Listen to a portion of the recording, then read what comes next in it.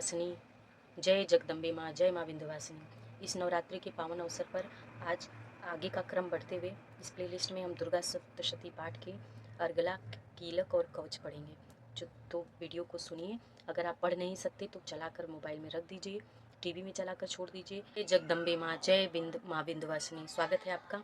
आज हम नवरात्रि के इस पावन अवसर पर आपके लिए जो वीडियो बना रहे हैं वो देवी कवच है। इसके बाद अर्गला और कीलक आपको मिलेगा इस पूरे क्रम में। अगर आप असमर्थ हैं, पढ़ नहीं सकते, ध्यान से देख नहीं सकते, या फिर आपके घर में छोटे बच्चे हैं, आपके पास समय नहीं है, आप यात्रा कर रहे हैं, ऑफिस वगैरह जा रहे हैं, तो ये वीडियो खासकर आपके लिए है। आप इसको सुन सकती हैं, देख सकते हैं, चला कर कहीं पर रख दीजिए। और माता जो है बहुत दयालु होती हैं, आपकी भावनाओं को समझेंगी। माँ सदैव माँ ही होती हैं, बच्चे की हर तोतली और हर इच्छा और भाव को समझ जाती हैं। वो हमारी जो है इस पूजा को भी स्वीकार जरूर करेंगे। तो चलिए प्रारंभ करते हैं। ओम। इस श्री चंडी कवच के ब्रह्म ऋषि अनुष्टुप छंद चामुंडा देवता अंग न्यास में कही गई माताएं बीज दिग्बंध देवता तत्व हैं। श्री जगदम्बा की प्रीति के लिए सप्तशती के पाठांग भूत जप में इसका विनियोग किया जाता है। ओम चंडिका देवी को नमस्कार है। मार्कंडे जी ने कहा, पितामह, जो इस संसार में परम गोपनीय तथा मनुष्यों की सब प्रकार से रक्षा करने वाला है और जो अब तक आपने दूसरे किसी के सामने प्रकट नहीं किया हो, ऐसा कोई साधन मुझे बताएं। ब्रह्मा जी बोले, ब्राह्मण, ऐसा साधन तो एक देवी का कवच है जो गोपनीय से भी परम गोपनीय, पवित्र तथा संपूर्ण प्राणियों का उपकार करने वाला है। महामुने, उसे श्रवण करो। देवी की 9 मूर्तियां हैं जिन्हें नव दुर्गा कहते हैं। उनके पृथक पृथक नाम बतलाए जाते हैं। प्रथम नाम शैलपुत्री है, दूसरी मूर्ति का नाम ब्रह्मचारिणी है, तीसरी स्वरूप चंद्र घंटा के नाम से प्रसिद्ध है, चौथी मूर्ति को कुसमांडा कहते हैं, पांचवी दुर्गा का नाम स्कंद माता है, देवी के छठे रूप को कात्यायनी कहते हैं, सातवां कालरात्रि और आठवां स्वरूप महागौरी के नाम से प्रसिद्ध है, नवी दुर्गा का नाम सिद्धिदात्री है। ये सब नाम सर्वज्ञ महात्मा वेद भगवान के द्वारा ही प्रतिपादित हुए हैं। जो मनुष्य अग्नि में जल रहा हो, रणभूमि में शत्रुओं से घिर गया हो, विषम संकट में फंस गया हो तथा इस प्रकार भय से आतुर होकर जो भगवती दुर्गा के शरण में प्राप्त हुए हों, उनका कभी कोई अमंगल नहीं होता। युद्ध के समय संकट में पड़ने पर भी उनके ऊपर कोई विपत्ति नहीं दिखाई देती, उन्हें शोक, दुख और भय प्राप्ति नहीं होती। जिन्होंने भक्ति पूर्वक देवी का स्मरण किया है, उनका निश्चय ही अभ्युदय होता है। देवेश्वरी, जो तुम्हारा चिंतन करते हैं, उनकी तुम निसंदेह रक्षा करती हो। चामुंडा देवी प्रेत पर आरूढ़ होती हैं, वाराही भैंस पर सवारी करती हैं, ऐन्द्री का वाहन ऐरावत हाथी है, वैष्णवी देवी गरुड़ पर ही आसन जमाती हैं, माहेश्वरी वृषभ पर आरूढ़ होती हैं, कौमारी का वाहन मयूर है, भगवान विष्णु की प्रियतमा लक्ष्मी देवी कमल के आसन पर विराजमान है और हाथों में कमल धारण किए हुए हैं। वृषभ पर आरूढ़ ईश्वरी देवी ने श्वेत रूप धारण कर रखा है। ब्राह्मी देवी हंस पर बैठी हुई हैं और सब प्रकार के आभूषणों से विभूषित हैं। इस प्रकार ये सभी माताएं सब प्रकार की योग शक्तियों से संपन्न हैं। इनके सिवा और भी बहुत सी देवियां हैं जो अनेक प्रकार से आभूषणों की शोभायुक्त तथा नाना प्रकार के रत्नों से सुशोभित हैं। ये संपूर्ण देवियां क्रोध में भरी हुई हैं और भक्तों की रक्षा के लिए रथ पर बैठी दिखाई देती हैं। ये शंख, चक्र, गदा, शक्ति, हल और मूसल, खेटक और तोमर, परशु तथा पाश, कुंत और त्रिशूल एवं उत्तम शांग्र, धनुष आदि अस्त्र शस्त्र अपने हाथों में धारण करती हैं। दैत्यों के शरीर का नाश करना, भक्तों को अभयदान देना और देवताओं का कल्याण करना, यही उनके शस्त्र धारण का उद्देश्य है। महान रौद्र रूपी, अत्यंत घोर पराक्रम, महान बल और महान उत्साह वाली देवी, तुम महान भय का नाश करने वाली हो, तुम्हें नमस्कार है। तुम्हारी ओर देखना भी कठिन है। शत्रुओं का भय बढ़ाने वाली जगदम्बिके, मेरी रक्षा करो। पूर्व पूर्व दिशा में ऐन्द्रिय इंद्र शक्ति मेरी रक्षा करें। अग्निकोण में अग्नि शक्ति, दक्षिण दिशा में वाराही तथा नेतृत्व कोण में खंड धारिणी मेरी रक्षा करें। पश्चिम दिशा में वारिणी और वायव्य कोण में मृग पर सवारी करने वाली देवी मेरी रक्षा करें। उत्तर दिशा में कौमारी और ईशान कोण में शूल धारिणी देवी रक्षा करें। ब्रह्माणी, तुम ऊपर की ओर से मेरी रक्षा करो और वैष्णवी देवी नीचे की ओर मेरी रक्षा करें। इसी प्रकार शव को अपना वाहन बनाने वाली चामुंडा देवी 10 दिशाओं में मेरी रक्षा करें।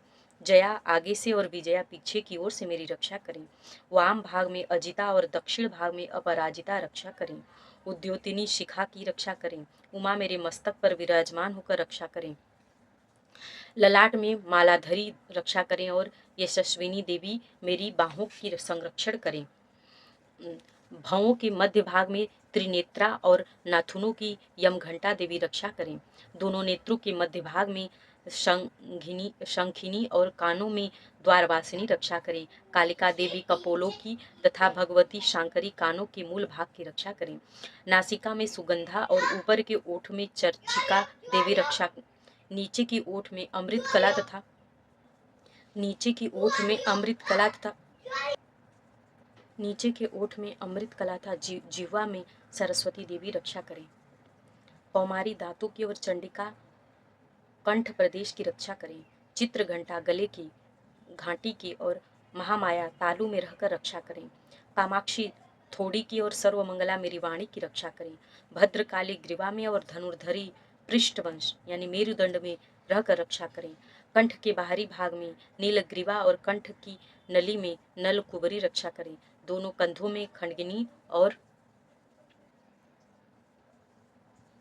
दोनों भुजाओं की वज्रधारिणी रक्षा करें। दोनों हाथों में दंडिनी और अंगुलियों में अंबिका रक्षा करें। सुलेश्वरी नखों की रक्षा करें। कुलेश्वरी कुक्षी यानी पेट में रहकर रक्षा करें। महादेवी तीनों स्तनों की और शोक विनाशिनी देवी मन की रक्षा करें। ललिता देवी हृदय में और शूलधारिणी उदर में रहकर रक्षा करें। नाभि में कामिनी और गुह भाग की गुह्योश्वरी रक्षा करें। पूतना और कामिका लिंग की और महिषवाहिनी गुदा की रक्षा करें। भगवती कटी भाग में और विश्ववासिनी विंध्यवासिनी घुटनों की रक्षा करें। संपूर्ण कामनाओं को देने वाली महाबला देवी दोनों पिंडलियों की रक्षा करें। नारसिंगी दोनों घुट्टियों की और तेजसी देवी दोनों चरणों के पृष्ठ भाग की रक्षा करें। श्रीदेवी पैरों की अंगुलियों में और तलवासिनी पैरों के तलियों में रहकर रक्षा करें। श्रीदेवी पैरों की अंगुलियों में और तलवासिनी पैरों के तलुओं में रहकर रक्षा करें।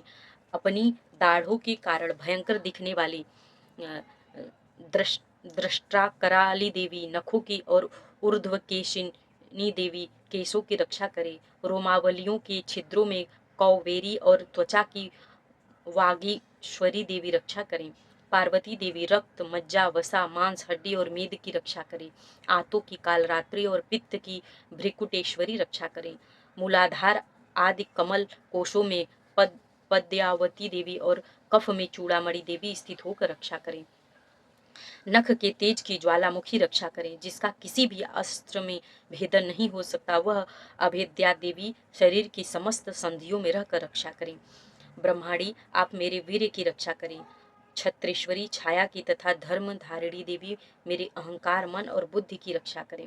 हाथों में वज्र धारण करने वाली वज्र हस्ता देवी मेरी प्राण अपान व्यान उदान और सामान वायु की रक्षा करें। कल्याण से शोभित होने वाली भगवती कल्याण शोभना मेरे प्राण की रक्षा करें।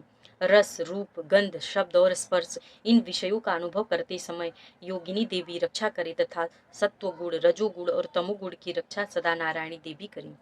वाराही आयु की रक्षा करें। वैष्णवी धर्म की रक्षा तथा चक्रिणी चक्र धारण करने वाली देवी यश कीर्ति लक्ष्मी धन तथा विद्या की रक्षा करें।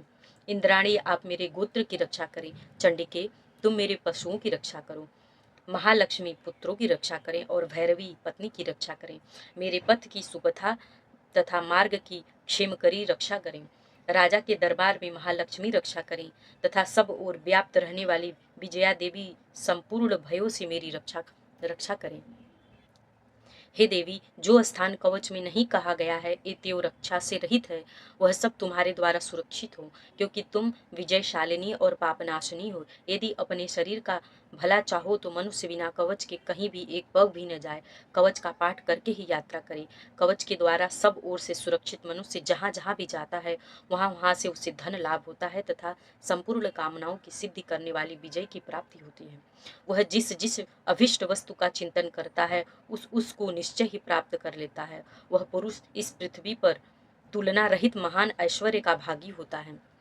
कवच से सुरक्षित मनुष्य निर्भय हो जाता है, युद्ध में उसकी पराजय नहीं होती तथा वह तीनों लोकों में पूजनीय होता है। देवी का यह कवच देवताओं के लिए भी दुर्लभ है। जो प्रतिदिन नियम पूर्वक तीनों संध्याओं के समय श्रद्धा के साथ इसका पाठ करता है, उसे देवी कला प्राप्त होती है तथा वह तीनों लोकों में कहीं भी पराजित नहीं होता। इतना ही नहीं, वह अपमृत्यु से रहित हो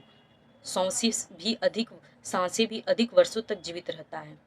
मकड़ी, चेचक और कूढ़ आदि उसकी संपूर्ण व्याधियां नष्ट हो जाती है। पनीर, भांग, अफीम, धतूरे आदि का स्थावर विष, सांप, भिक्षु आदि के काटने से चढ़ा हुआ जंगम विष तथा अहिफीन और तेल के संयोग आदि से बनने वाला कृत्रिम विष, ये सभी प्रकार के विष दूर हो जाते हैं, उसका कोई असर नहीं होता।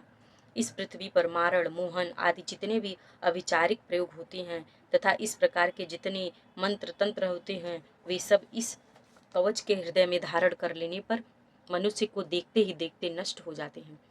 ये ही नहीं, पृथ्वी पर विचरने वाले ग्राम देवता, आकाशचारी देव विशेष, जल के संबंध से प्रकट होने वाले गण, उपदेश मात्र से सिद्ध होने वाले निम्न कोटि के देवता, अपने जन्म के साथ प्रकट होने वाले देवता, कुल देवता, माला, कंठमाला आदि, डाकिनी, शाकिनी, अंतरिक्ष में विचरने वाली अत्यंत बलवती भयानक डाकिनियां, ग्रह, भूत, पिशाच, यक्ष, गंधर्व, राक्षस, ब्रह्म राक्षस, बेताल, कुष्मांड और भैरव आदि अनिष्ट कारक देवता भी हृदय में कवच धारण किए रहने पर उस मनुष्य को देखते ही भाग जाते हैं। कवचधारी मनुष्य को राजा से सम्मान वृद्धि प्राप्त होती है। यह कवच मनुष्य के तेज की वृद्धि करने वाला और उत्तम है। कवच का पाठ करने वाला पुरुष अपनी कीर्ति से विभूषित भूतल पर अपने सुयश के साथ साथ वृद्धि को प्राप्त होता है। जो पहले कवच का पाठ करके उसके बाद सप्तशती चंडिका का पाठ करता है, उसकी जब तक वन, पर्वत और काननों सहित यह पृथ्वी टिकी रहती है, तब तक यहाँ पुत्र पौत्र आदि संतान परंपरा बनी रहती है। फिर देह का अंत होने पर वह पुरुष भगवती महामाया के प्रसाद से उस नित्य परम पद को प्राप्त होता है, जो देवताओं के लिए भी दुर्लभ है।